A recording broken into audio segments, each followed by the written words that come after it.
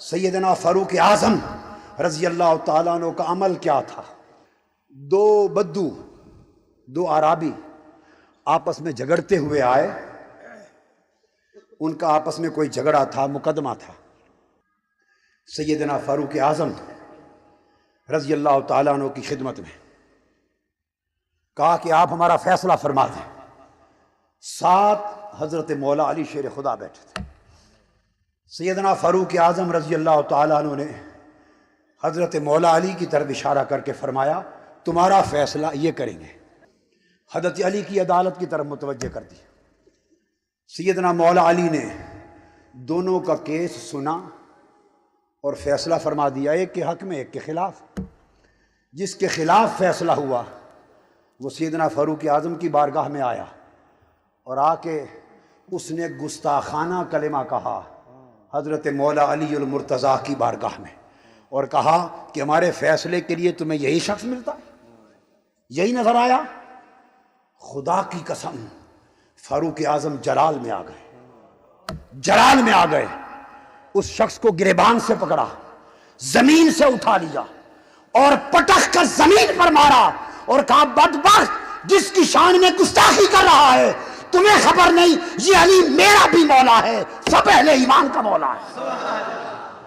حدیث پاک میں کسی نے سیدنا فاروق اعظم رضی اللہ تعالیٰ عنہ سے پوچھا کہ آپ حضرت علی شیر خدا کا بڑا غیر معمولی خیال رکھتے ہیں اور ان کے ساتھ ایسا سلوک کرتے ہیں امتیازی جو کسی اور صحابی سے نہیں کرتے، ہر ایک سے بڑھ کر ان سے خاص سلوک کرتے ہیں، اس کی وجہ کیا ہے؟ سیدنا فاروق اعظم نے جواب دیا خبردار ایسا نہ سوچنا، ان علی میرا مولا ہے اور ہر مومن کا مولا ہے. یہ ہے خلفائے راشدین کا عقیدہ. حضرت عائشہ صدیقہ رضی اللہ تعالیٰ عنہ فرماتی ہیں حدیث پاک، سنیے ام المومنین حضرت عائشہ صدیقہ رضی اللہ تعالیٰ عنہ کا عقیدہ. فرماتی ہیں کہ میرے والد حضرت ابو بکر رضی اللہ تعالیٰ عنہ کثرت کے ساتھ جب کبھی مجلس میں بیٹھتے تو حضرت علی کے چہرے کو تکتے رہتے تھے. ان ابا بکر رضی اللہ تعالیٰ عنہ یکسر النظر الی وجہ ابی بکر وجہ علی. کثرت کے ساتھ حضرت علی کے چہرے کو دیکھتے رہتے، تکتے رہتے تھے. ایک دن میں نے پوچھا ابا جان، سیدنا صدیق اکبر سے پوچھا ابا جان میں ہمیشہ دیکھتی ہوں آپ جب کبھی مجلس میں بیٹھتے ہیں حضرت علی کے چہرے کو دیکھتے رہتے ہیں، کیا وجہ ہے؟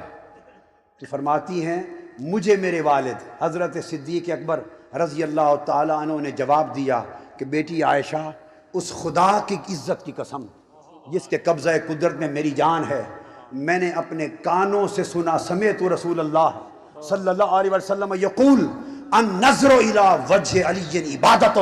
میں نے حضور سے سنا میرے مصطفیٰ نے فرمایا علی کے چہرے کو تکنا بھی عبادت ہے، علی کے چہرے کو تکنا بھی عبادت ہے. یہ کون بتا رہا ہے؟ حضرت صدیق اکبر بتا رہے ہیں. اور روایت کون کر رہا ہے؟ حضرت عائشہ صدیقہ کہ علی کے چہرے کو تکنا بھی عبادت ہے.